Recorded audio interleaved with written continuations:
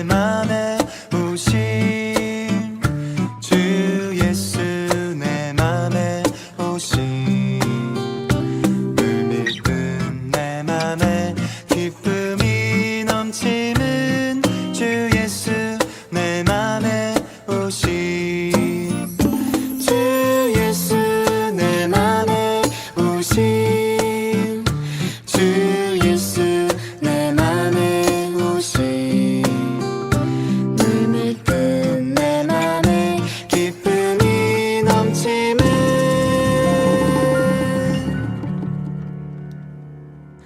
주 예수 내 맘에 오신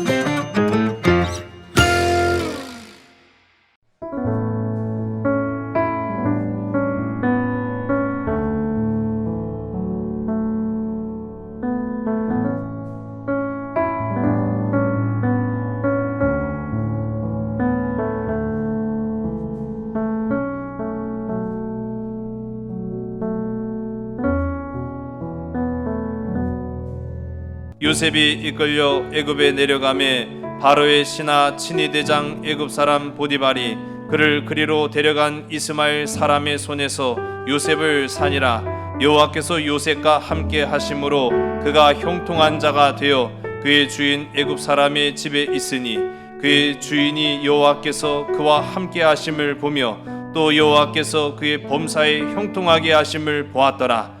요셉이 그의 주인에게 은혜를 입어 섬김에 그가 요셉을 가정 총무로 삼고 자기의 소유를 다 그의 손에 위탁하니 그가 요셉에게 자기의 집과 그의 모든 소유물을 주관하게 한 때부터 여호와께서 요셉을 위하여 그 애굽 사람의 집에 복을 내리심으로 여호와의 복이 그의 집과 밭에 있는 모든 소유에 미친지라.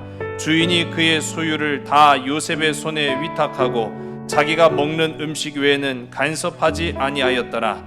요셉은 용모가 빼어나고 아름다웠더라. 아멘. 하나님이 돌보시는 사람은 어떤 사람일까? 저는 한 주일 동안 좀 생각해 보니까요, 하나님이 돌보시는 사람은요, 나라를 사랑할 수 있는 사람이더라고요. 우리 한번 화면에 보시면은 태극기가 이렇게 자랑스럽게 보이는데요. 우리 한번 만세 삼창 합시다. 예, 우리 일어서서까지는 못한다 할지라도 우리 손을 반짝 들고요. 우리 77주년이 되는 우리 강북 기념 주일이니만큼 우리 대한민국 만세로 우리 제가 선창을 하면은 따라 하시기 바랍니다. 대한민국 만세! 대한민국 만세! 대한민국 만세! 할렐루야! 우리 하나님께 영광의 박수 올리겠습니다. 놀라지 마세요. 우리 처음 오시는 분들도 이렇게 연중 그렇게 자주 해요. 아시죠? 네. 오늘 우리 광복 77주년을 맞이하는 우리 기념주일입니다. 하나님이 돌보시는 나라, 하나님이 돌보시는 사람, 참 복이 있지 않겠습니까? 어떤 사람이 성공한 사람일까요? 저는요, 오늘 결론만 딱 먼저 말씀드리면 하나님이 돌보시는 사람이 성공한 사람입니다. 하나님이 돌보시는 나라가 성공한 나라입니다. 어떤 돈 많고 부유한 사람이 아니라 할지라도, 어떤 건강하고 권세 있는 직에 있지 않다 할지라도 하나님이 돌보시면 됩니다. 전 그것으로 만족합니다. 여러분, 성공의 기준이 뭘까요? 이 성공이라는 말을 사전적인 의미로 찾아보면은 목적이나 뜻을 이루는 것, 또는 사회적인 지위나 부를 얻는 것, 이거를 우리가 일컬어서 성공이라고 부릅니다. 한마디로 내가 기대했던 범위를 충족하는 상태를 일컫는 거예요. 자, 제가 이제 이 성공이라는 의미, 사전적인 의미를 간략하게 설명을 드렸으니까요, 묻습니다. 여러분, 성공하셨습니까? 아우, 할렐루야. 근데 어떤 분들은요, 나는 아직 멀었어요. 난 아직 목말라요. 그런 분들도 계시더라고요. 성공에 목마른 사람들이 분명히 있습니다. 물론 그게 다 잘못됐다고 말씀드리는 건 아니에요. 근데 오늘 우리가 이 성공이라는 이 개념, 성공이라는 그 의미를 조금 생각해 보면서 과연 지금 우리가 살펴보고 있는 말씀 속에 이 요셉이라는 인물, 그는 지금 현재로서는 성공한 인생입니까? 아니면 실패한 인생입니까? 아니, 왜 대답을 자신 있게 못하세요? 아니, 성공했다고 하기는 좀 애매하고 그렇다고 실패했다고는 좀 말하기가 어렵고 그런가요? 예, 모르시는 분들도 혹 계세요? 자, 제가 아주 그냥 솔직하게 말씀드리면, 여러분, 이게 어떻게 성공이에요? 이게 어떻게 성공입니까? 노예됐는데 성공했다고 할 수 있겠어요? 내 인생의 주도권이 더 이상 나에게 있지 않는데 어떻게 그 사람을 당신 성공했네, 그렇게 말할 수 있겠습니까? 아주 지극히 현실적인 눈으로 볼 때에는 지금 이 요셉이 처한 상황은 결코 성공과는 멀다, 그렇게 볼 수밖에 없습니다. 자, 또 묻습니다. 여러분, 그렇다고 한다면 지금 현재의 나의 모습은 요셉을 보더라도 우리가 현실적인 눈으로 성공했다고 지금 딱히 말하기가 어렵잖아요. 결과는 나중에 생각하고요. 그렇다고 한다면 지금 나의 현재 모습은 성공했는가? 아멘이 바로 나오시네요. 감사합니다. 분명한 한 가지, 여러분, 하나님의 은혜와 역사는 우리의 생각과 한계를 초월하신다는 사실을 오늘 이 시간 기억하는 여러분 되시기 바랍니다. 우리 지난 37장에서 오늘 39장으로 건너뛰었어요. 38장을 다루지 않은 이유는 제가 나중에 설명을 드리고 간략하게 말씀드리면은 요셉의 이야기하고는 연관이 없기 때문에 지금 조금 빼놓긴 했습니다. 나중에 또 제가 다룰 거예요. 37장에서 우리가 이 요셉의 이야기가 비로소 시작이 됩니다. 근데 요셉의 이야기를 우리는 꿈으로 시작했죠. 꿈꾸는 사람. 이 요셉의 꿈이 무엇이었습니까? 비정상적이죠. 비상식적인 꿈을 꿨어요. 부모와 형제들이 요셉에게 경배하는 내용의 꿈을 꿉니다. 이거는 가나안에서는요, 개꿈이었어요. 여러분, 이거 기억하셔야 돼요. 지금 요셉이 37장에서 꾼 꿈은요, 가나안에서는 실현될 수 없는 개꿈이에요. 그런데 하나님은 그 개꿈을 이루시기 위해서 어디로 옮기셨어요? 애굽으로 옮기셨다는 거예요. 여러분, 내가 꿈을 꾸는데, 내가 어떠한 이상과 비전과 목표와 기대가 있는데 그게 지금 내 뜻대로 되지 않는다고 해서 낙심하지 마세요. 초월하시는 하나님의 은혜와 역사는요, 그 꿈을 이루시기 위해서 우리의 삶을 변화시키십니다. 우리의 환경을 바꾸십니다. 요셉의 꿈은 가나안에서는 개꿈이었을지 몰라도 요셉의 꿈은요, 애굽에서 그대로 실현되는 모습들을 이제 우리가 살펴보게 될 것입니다. 놀라운 일이지요. 요셉은요, 이 보디발의 집에서 이제 큰 성공을 이루어가기 시작하는 거예요. 성공의 첫 단추를 깨어가기 시작하죠. 자, 그런데 이유를 설명하자면, 여러분, 요셉이 성공하기 시작한 것은 누구 때문입니까? 그렇죠. 우리가 잘 압니다. 그 이유는 성경은 말하기를 하나님이 그렇게 하셨다라고 설명을 하고 있어요. 하나님이 하셨습니다. 할렐루야. 우리의 꿈도, 우리의 비전도, 우리의 살아가는 걸음도 하나님이 이루어 가실 때 우리는 성공 가도를 달리게 되는 줄로 믿으신 여러분 되시기 바랍니다. 우리 오늘 본문 말씀 1절의 말씀을요, 우리 함께 읽습니다. 시작. 요셉이 이끌려 애굽에 내려가매 바로의 신하 친위 대장 애굽 사람 보디발이 그를 그리로 데려간 이스마엘 사람의 손에서 요셉을 사니라. 아멘. 일을요, 우리 지난번 봤잖아요. 일 한번 제대로 안 해본, 일을 시키지도 않았으니까요. 일을 한번 제대로 안 해본 이 요셉이 그것도 낯선 애굽 땅으로 팔려갑니다. 한마디로 말하면 부잣집 도련님이 하루아침에 노예가 된 것이에요. 아주 비참한 인생이 된 거지요.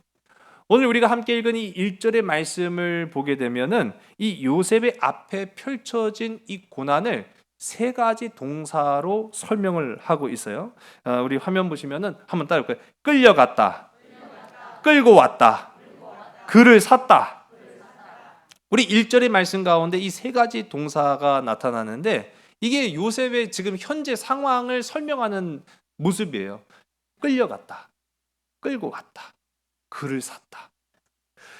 요셉의 운명은 더 이상 자기 손에 있지 않았습니다. 내 손을 떠난 거예요. 내 힘으로는 안 돼요. 내 능력으로도 안 돼요. 내 지혜로도 할 수가 없어요. 내가 가지고 있는 어떤 인맥으로도 할 수가 없어요. 해결하지 못하는 문제 가운데 지금 요셉은요, 끌려갔어요. 내 힘, 내 발로 걸어간 것이 아니라 끌고 올 때 또 어쩔 수 없이 끌고 왔어요. 끌려온 거죠.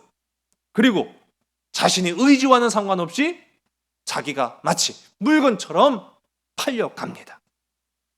그가 팔려간 집을 우리 이제 오늘 우리가 함께 읽은 성경 가운데 보면은 바로의 신하 친위 대장 보디발의 집이었다. 그렇게 말하고 있어요. 자, 보디발, 이 이름의 뜻은요, 태양신에게 맡겨진 자라는 거예요. 그러니까 사명을 받은 사람이라는 거죠. 그게 어떤 사명이겠습니까? 바로 이 애굽의 왕을 곁에서 그의 생명과 안전을 지켜주는 가장 최측근을 말하는 거예요. 왕이 자기 목숨 맡긴 사람이에요. 그래 얼마나 신뢰할 수 있겠습니까? 얼마나 중한 직책에 오른 고위 관직이겠습니까? 대단한 인물이었다는 걸 우리가 보는 거죠. 자, 이 사람의 집으로 끌려갑니다. 팔려갑니다. 자, 노예를 왜 살까요? 노예를 사는 목적이 뭘까요? 그렇죠. 예, 그렇습니다. 노예는 일시키기 위해서 사는 거예요. 그런데 노예는 그냥 단순히 일시키기 위한 목적으로만 사고 파는 게 아니더라고요. 정확하게 말하면은요, 그 일의 목적에 따라서 그 노예의 가치가 달라질 수 있어요. 어떤 노예는요, 육체적인 노동을 위해서 팔려가는 그런 노예가 있습니다. 아주 건장한 최고의 일꾼을 말하는 거죠. 또 어떤 노예는요, 집안일, 가사를 위해서 팔려가는 노예도 있습니다. 또 다른 목적으로는요, 집안의 행정 처리를 위해서 팔려가는, 우리가 가끔 이제 영화 같은 거 보면은 집사로 표현이 되잖아요. 거대한 저택의 대저택의 집사. 뭐 물론 그렇다고 해서 다 그가 노예라는 건 아니지만은요. 그런 역할을 감당하기 위해서 팔려가는 이 노예도 있습니다. 목적에 따라서 가치가 달라지는 거예요. 만일 육체적인 노동을 위해서 팔려간 이 노예가 부엌에서 요리하고 있어요. 요리나 하고 있어요. 그게 적합하겠습니까? 그 의미가 없는 거죠. 가치가 없는 거죠. 아니 뭐 삽질 한 두어 번만 하면은 픽픽 쓰러지는 사람을 밭일을 시킬 수 있겠어요? 논일을 시킬 수 있겠어요? 적합하지 않는 거예요. 맞지 않는 거죠. 제가 이 영화를 옛날에도 보면서 좀 궁금했어요. 그 옛날 영화 같은 걸 보면은요, 노예 시장이 나와요. 그 노예 시장에서 노예를 사고 파는 행위가 있습니다. 그래서 제가 궁금해갖고 그 자료도 찾아보고 책도 보고 그렇게 했는데 보니까요. 자, 여러분 노예를 살 때 뭘 볼까요? 몸. 몸을 보시는군요. 신체 조건. 인간성은 안 봐도 돼요? 그놈이 어떤 놈인지 어떻게 알고? 맞아요.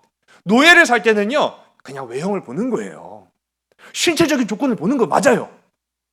건장해 보이면 저놈 일 잘하게 생겼네. 그럴 수 있잖아요. 그런데요, 제가 보니까요, 영화를 딱 볼 때 관심 있게 보는 그런 부분들이 있어요. 노예를 사는데요, 이 사는 사람이 팔도 막 주물러 버리고 다리도 이렇게 만져보고 어깨도 이렇게 쫙 쓰다듬어 보고 그러더라고요. 이놈은 일 잘하는 놈이겠구나 이렇게 생각할 수가 있죠. 그런데요, 여러분 막 근육질에 건장한 체구라고 해서 일 다 잘할까요? 아니더라고요. 아니 여기 일이라고 한다면 거의 다 최고의 프로들 아니십니까? 근데 제가 보니까 근육질의 분들은 별로 안 보이시는 거 보니까 아니죠. 뭐 근육질이 뭐 일 잘합니까? 뭘 볼까요? 손을 봅니다. 굳은 살이 있는지 없는지를 봐요. 얘는 일 좀 했던 애구나. 그걸 알 수 있는 거예요. 손바닥을 딱 이렇게 펼쳐보면서 굳은 살이 있는지 없는지를 보고 일 좀 했던 놈. 그럼 얘는 일을 시키면 되겠다. 근데 굳은 살이 하나도 없어요. 일을 시키기엔 적합하지 않은 노예인 거죠. 그또 가만히 보니까요. 또 뭘 볼까요? 손 말고. 왜요? 왜 일을 볼까요? 너무 잘 먹으면 안 되잖아요. 노예가 그렇게 잘 먹으면 어떻게 됩니까? 근데 또 한 가지는요. 이를 봅니다. 치아 상태의 유무에 따라서 그 사람의 건강 유무가 달라진다고 하더라고요. 치아가 있으면은요, 훨씬 더 오래 일을 할 수 있어요. 잘 먹고 이 건강을 유지할 수 있는데, 반면에 이가 없는 사람이면은 그 건강을 오래도록 유지할 수 없다라고 합니다. 그러니까 일 잘하는 애를 뽑으려면은 건강한 이를 가지고 있어야 되고요. 일 잘하는 애를 뽑으려면은 손에 굳은 산 정도는 좀 있어야 돼요. 그런데 지금 이 요셉은 치아는 건강했을지 몰라도 뭐가 없을까요? 손에 굳은 살이 없는 거예요. 얘는 육체적인 노동을 하기에는 부적합한 사람인 거죠. 그러니까 우리가 이제 가늠해 본 것처럼 가사 일을 한다든지 아니면 집안의 행정 일을 하는데, 오늘 우리가 함께 읽은 이 말씀의 내용을 보면은 이 요셉이 가사 일에 적합했다라는 것으로 우리가 이제 보게 되는 겁니다.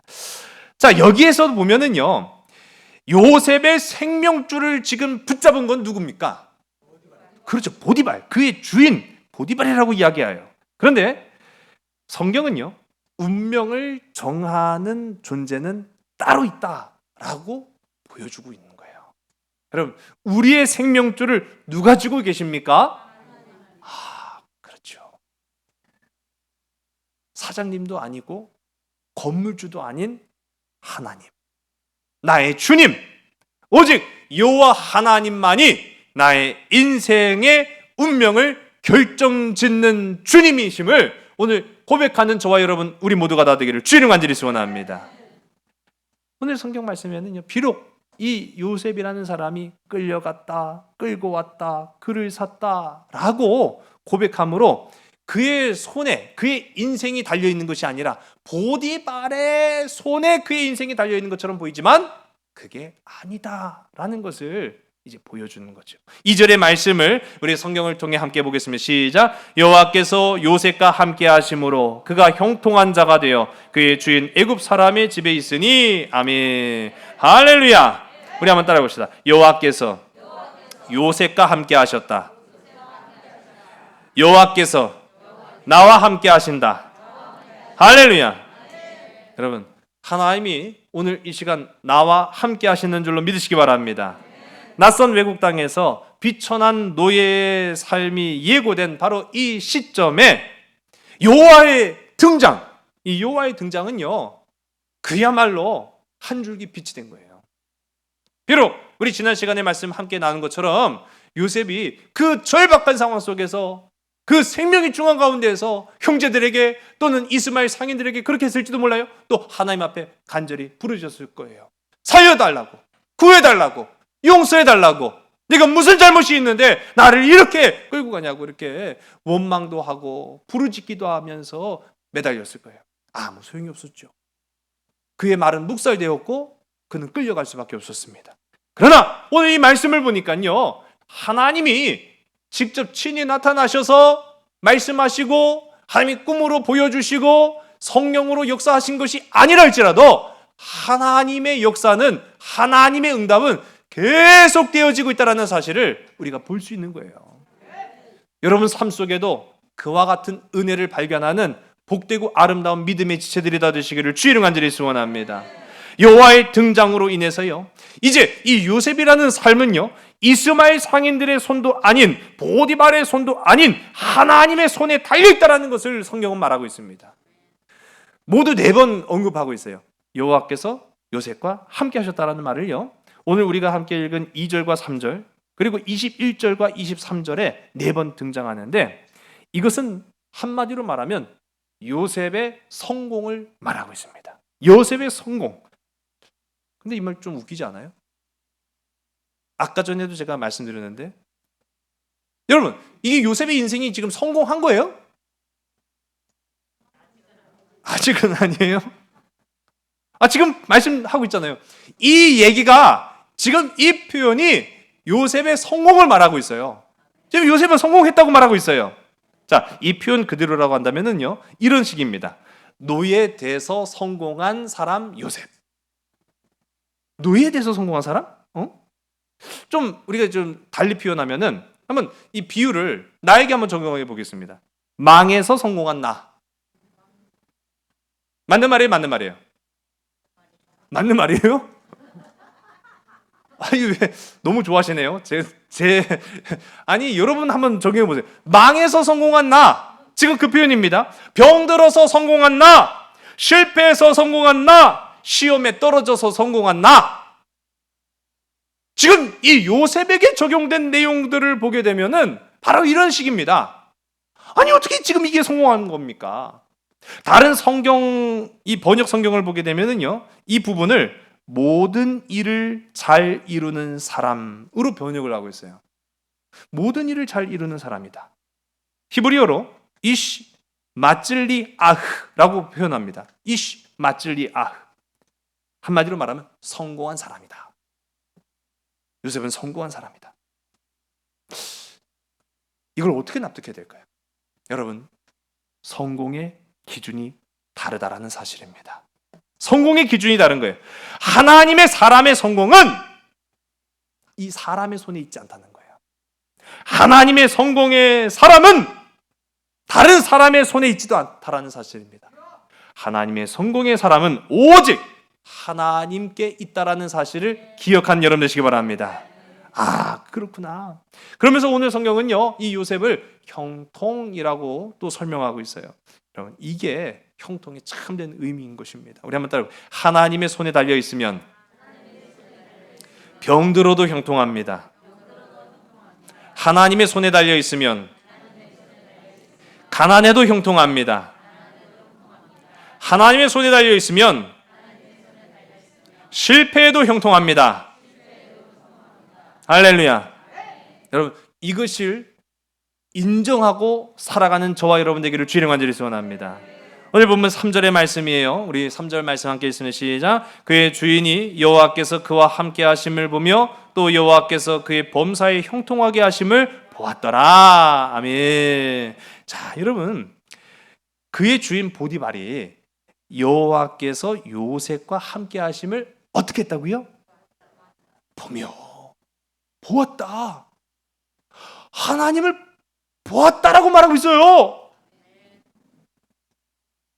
그럼 믿음의 주여 또 온전케 하신 이인 주님을 따라가는 오늘 저와 여러분, 우리 그리스도인들로서 우리가 믿음이라고 하는 것은요, 단순히 뜬구름 잡는 것이 아니라, 추상적인 것이 아니라, 보이지 않는 것이 아니라 가시적인 것이며 보여지는 것이며 그 누구도 부인하지 못할, 인정할 수밖에 없는 오늘 이 보디발이 보고, 아, 저 요셉이라는 사람은 하나님과 함께 하시는구나, 인정되는 것인 줄로 믿으시기 바랍니다. 그가 형통하심을 보았더라 라고 말하고 있어요. 여러분, 사장 혹은 주인 입장에서는요, 철저히 일의 결과로 그 사람을 평가하죠. 앞서도 제가 말씀드린 것처럼 노예 뭐 보고 사시겠습니까? 라고 했을 때 외향을 보고, 또는 뭐 그가 가지고 있는 실력, 그런 것들을 보고 평가를 하지, 뭐 인간성 보고 평가하겠습니까? 아니죠. 그렇지 않습니다. 인간성이 아니라 그 사람의 능력을 보고 그 사람을 가까이 둘지 가까이 두지 말지를 판단을 해요. 그런데 이 모든 것들을 다 떠나서 그 사람이 일을 맡으면, 그 사람에게 일을 맡기면, 그 사람이 나와 함께하면 일이 잘 되는 것은 물론이고 그와 함께 있는 것만으로도 너무너무 좋아요. 그를 곁에 두고 싶어요. 곁에 있고 싶은 사람이 있다라는 사실입니다. 곁에 두고 싶은 사람, 그 사람이 바로 우리 한번 따라해볼까요? 하나님이 돌보시는 사람입니다. 곁에 두고 싶은 사람이 바로 하나님이 돌보시는 사람입니다. 하나님이 함께 하시는 사람입니다. 가까이 오기만 해도 아우 싫어 아우, 그런 사람이 어떻게 하나님이 돌보시는 사람이 될 수 있을까요? 많이 어려울 거예요. 우리 옆에 계신 분들, 앞뒤에 계신 분들, 우리 곁에 계신 분들한테 우리 고백합시다. 하나님이 돌보시는 사람이 바로 당신입니다. 할렐루야. 아니, 보디발은요, 하나님을 믿는 사람 아니었어요. 보디발은 그리스도인이 아니었습니다. 그럼에도 불구하고 보디발의 눈에조차도 이 요셉이 하는 일을 보니까 요셉은요, 가까이 두고 싶은 사람이었어요. 일을 맡겼다 하면은 기가 막히게 일을 이루어가는 사람이에요. 문제를 해결할 수 있는 해결자예요. 더욱 가까이 두고 싶었어요.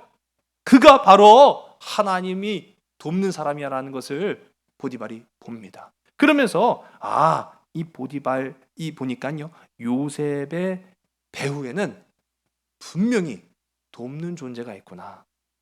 그가 바로 하나님이시다. 일개 노예로서는 할 수 없는 일들이 이 요셉이만 있다 하면은 막 이루어지기 시작하는 거예요. 비록 그의 신분은 노예에 불과했지만 그의 역할은 하나님의 대리자요 사자였는 줄 믿으시기 바랍니다. 저는 오늘 이 말씀을 보면서 우리는 이 세상 사람들에게 어떻게 비춰져야 할까? 어떻게 보일까? 그런 생각을 해봐요. 저 사람은 하나님이 돌보시는 사람이요, 그렇게 보이는 사람인지, 아니면 아이고 하나님은 저런 놈 안 데려가고 뭐 하신단가, 그런 사람인지. 전 제가 생각해 본 거예요. 만일 이 나라는 이 목사, 물론 교회 앞에서는 목사일지 몰라도 세상에서는요 아무것도 아닌 존재일 수 있어요. 그러나 내가 있는 그 자리에 사람들이요, 저 사람은 하나님이 돌보시는 사람인가 봐 라고 평가할 수 있지만, 저 사람은 왜 하나님이 빨리 안 데리고 가신지 모르겠어, 그렇게 생각할 수 있단 말이에요. 여러분, 창세기 21장 22절을 보니까 아비멜렉이라는 하나님을 알지 못하는 사람이었습니다. 그러나 이 아비멜렉이라는 이 사람이 아브라함에게 내가 무슨 일을 하든지 하나님이 너와 함께 계시도다 라고 고백을 했어요. 하나님의 존재를 몰랐다는 것이 아니라 이 아비멜렉은 하나님만 섬기는 아브라함과 같은 사람이 아니었어요. 그럼에도 불구하고 야 아브라함아, 내가 보니까 너는 하나님이 함께 하시는구나 인정했다라는 사실입니다. 창세기 30장 27절 말씀 가운데 보면 라반도 야곱에게 여호와께서 너로 말미암아 내게 복을 주신 줄을 내가 깨달았도다 라고 고백을 하고 있어요. 이 라반조차도 야곱을 보니까 아이고야 야곱아, 하나님이 너한테 복 겁나게 주셨나 보다. 야, 너 때문에 내가 잘 된다. 좀 그렇게 말하고 있는 거죠. 이삭 또한 아비멜렉에게 너는 여호와께 복을 받은 자라는 인정을 받았다라는 사실입니다. 여러분, 세상에 인정받으려고 발버둥 칠 필요는 없어요. 그러나 하나님이 돌보시는 사람은 세상도 인정하는 사람으로 보인다라는 사실입니다. 하나님이 인정하시는 오늘 저와 여러분 우리 모두가 다 되기를 주의 간절히 소원합니다. 그러므로 인생의 성공은 내 손에 있는 것도 아니고 나를 쥐고 흔드는 그 세상의 어떤 사람에게 있는 것도 아닌 나의 생명과 나의 걸음과 나의 호흡과 나의 모든 것을 주관하시는 하나님의 손에 있다라는 것을 오늘 요셉을 통해서 발견하게 됩니다. 여기서 이제 우리가 처음 요셉의 손이라는 이제 표현이 등장을 해요. 요셉의 손. 이 요셉의 손이라고 하는 것은요, 한마디로 말하면 요셉의 힘을 나타내는 겁니다. 요셉의 권세를 의미하는 거예요. 고대 근동 시대 이 손이 의미하는 것은요, 힘과 권세거든요. 그런데 그러면 요셉이 이 노예가 보디발의 신임을 좀 받고 좀 권세가 있어졌구나, 힘 좀 있구나, 그렇게 생각할 수 있는데 아닙니다. 아니에요. 이 손은요, 하나님께 붙잡힌 손을 의미하는 거예요. 제가 어제 우리 아이들, 이제 교회학교 아이들과 인천 방문해서요, 국제성서박물관도 아주 잘 관람하고, 오후에는 비가 조금 내리긴 했습니다만은 이제 인근에 있는 놀이공원에 가서 좀 시간을 보내기도 했어요. 아이들 뭐 좋아하더라고요. 시간이 더 있었으면 더 즐겼을 텐데 그러지 못해서 아이들이 오면서도 나 그거 아쉽다고 그렇게 얘기를 할 정도였으니까요. 근데 제가 이제 아이들 놀아라 하고 하면서 저도 이렇게 한 바퀴 쭉 돌아봤는데, 거기 이제 아시죠? 놀이공원 가면은 뭐 여러 가지 다 있잖아요. 풍선을 막 뒤에 쫙 깔아놓고 벽에 깔아놓고 던져서 맞추면은 막 인형도 주고 막 그렇게 합니다. 거기에 한 4살 정도로 보이는 아이가 엄마 아빠랑 같이 왔더라고요. 근데 이 4살짜리 아이가 그걸 하고 싶어갖고 막 아빠를 쪼르고 엄마를 쪼르는데 이걸 던질 수 있을까요, 없을까요? 던지긴 던졌어요. 근데 던진 게 코앞에 떨어져요, 자꾸. 던져봐야 소용이 없는 거예요. 그 던져봐야 소용이 없으니까 아빠가 야, 이거는 이렇게 붙잡고 이렇게 던지는 거야 하면서 아빠가 그 아이의 손을 붙잡고 던져주니까 돼요, 안 돼요? 되더라고요. 아이도 신나한 거예요. 막 와, 좋다. 한 2-3번 던지니까 이제 애가 어떻게 할까요? 그렇죠. 다들 해보셔서 아시. 아빠 내가 할게 막 그러는 거예요. 내가 할게. 그 뭐 자기가 하겠다는데 뭐 아빠가 굳이 그렇게 뭐 고집필 건 없잖아요. 그러니까 해봐. 그랬더니 던졌는데 또 지 코앞에 떨어지는 거예요. 안 돼요. 그러니까 이 아이가 아빠 도와줘 그러더라고요. 아빠 도와줘. 아빠가 또 아이의 손을 붙잡고 야, 이렇게 던지면 되잖아. 그러니까요. 또 좋아라 하는 거예요. 여러분, 요셉의 손, 요셉의 권능, 요셉의 능력이 아니라 요셉의 손을 붙잡으신 하나님의 권능인 줄로 믿으시기 바랍니다. 요셉이 하는 일마다 연속적으로 성공하는 것은 우연의 일치가 아니었다라는 거예요.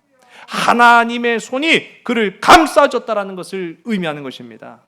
우리 인생도 그렇습니다. 그렇기에 우리는요, 더욱 겸손한 믿음으로 하나님의 은혜에 감사하는 자로 오늘 이 하루를 살아가는 저와 여러분 우리 모두가 되기를 주의 간절히 소원합니다.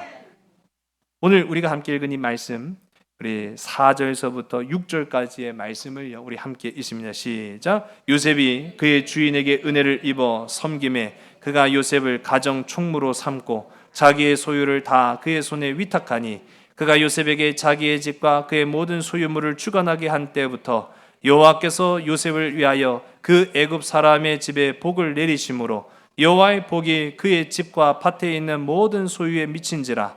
주인이 그의 소유를 다 요셉의 손에 위탁하고 자기가 먹는 음식 외에는 간섭하지 아니하였더라. 요셉은 용모가 빼어나고 아름다웠더라. 아멘.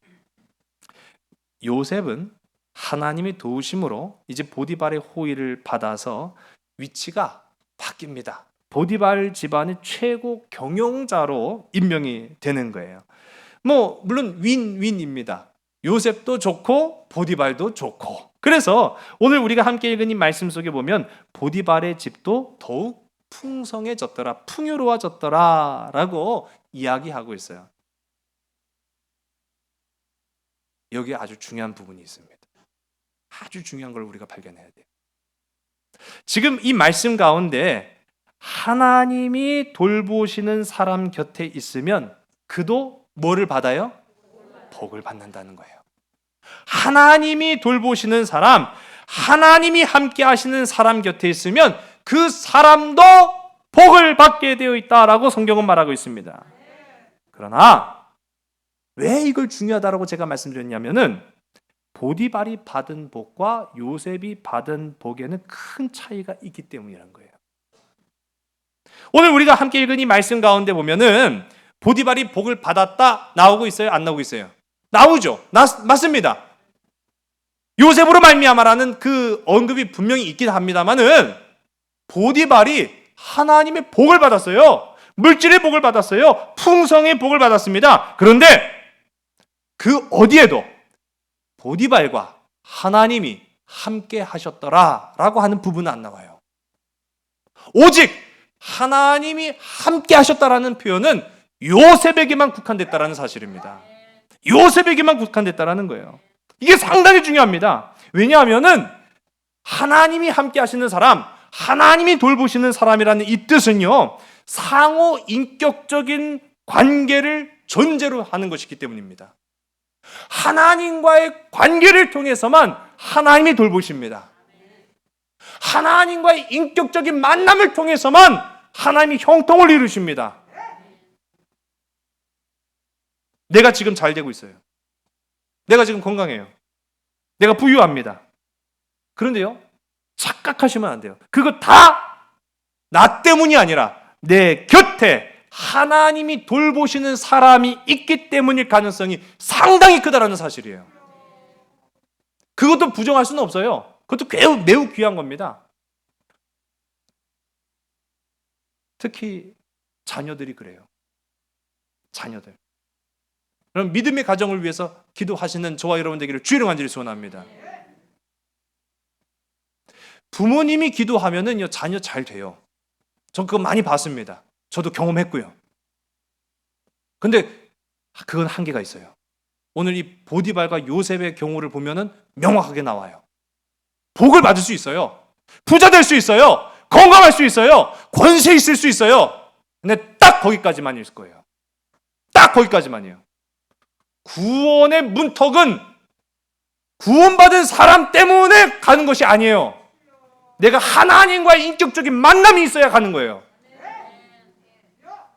그게 하나님이 돌보시는 사람입니다.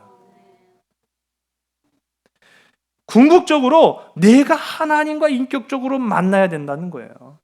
그 복이 우연이 아닌 필연이 된다라는 사실입니다. 잘 먹고 잘 사는 것, 보디발은 그게 다였어요. 그 이상은 아니에요. 그러나 요셉은 하나님이 돌보셨기에 비록 그는 노예였고, 비록 그의 삶의 주권은 지금 그에게 있는 것 같진 않지만 그는 구원함에 이르는 거룩한 하나님 자녀 되었는 줄로 믿으시기 바랍니다. 광복 기념주일이죠. 77년 전 이 땅을 손에 쥐고 있었던 것은 우리의 주권이 아니었습니다. 우리의 힘도 아니었습니다. 남의 나라 손이었습니다. 다른 사람들의 손아귀에 이 나라의 주권과 국민의 생명이 다 달려 있었어요. 내가 어떻게 살아보겠다고 해도 이것은 더 이상 내 힘만으로는 될 수 없는 것이었어요. 근데 하나님의 역사가 이루어가는 그 과정을 보니까 힘과 권세가 그들의 무기에서 나오는 것이 아니라 하나님의 권능에서 나온다는 걸 우리가 알게 됩니다. 기도하는 자들의 입술을 통해서 나타난다는 사실을 우리가 보게 되었습니다. 최후 승리는 그들의 손에 있었던 것이 아니라, 세상의 손에 있었던 것이 아니라 하나님의 손에 달려있다는 것을 우리가 보는 거예요. 광복 기념주의를 기억하는 것은 바로 그것입니다. 우리의 주권도, 우리의 생명도, 우리의 건강도, 우리의 자녀도 하나님의 손에 달려 있습니다. 그걸 인정하는 것입니다. 여러분, 이제 우리의 성공의 기준이 달라지길 바랍니다. 비록 지금 건강치 못해도, 지금 비록 풍요롭지 못해도, 비록 내가 지금 여러 가지 문제 가운데 있을지라도 하나님의 손에 붙잡혔다. 나는 하나님께서 붙잡으신 주의 백성이다. 나는 하나님이 돌보시는 자녀다. 고백되어진다면 그가 바로 성공한 사람입니다. 그가 바로 승리한 사람입니다. 그가 바로 열매 거두는 자인 줄로 믿으시는 저와 여러분, 우리 모두가 다 되기를 주의 이름 간절히 소원합니다. 기도하시겠습니다. 하늘의 아버지 하나님, 감사합니다. 이 땅 가운데 77년 전 눈물과 피를 쏟으며 대한의 독립을 부르짖었던 수없이 많은 민족 열사들, 특별히 그 가운데 기도했던 많은 신앙의 선조들로 인해서 하나님의 영광이 광복의 기쁨으로 이끌어 가셨던 것을 기억합니다. 아버지 하나님, 오늘 우리를 쥐고 있는 것은 세상인 것만 같습니다. 물질이 나를 쥐고 있는 것 같고, 세상 권세가 내 목숨줄을 쥐고 있는 것 같습니다.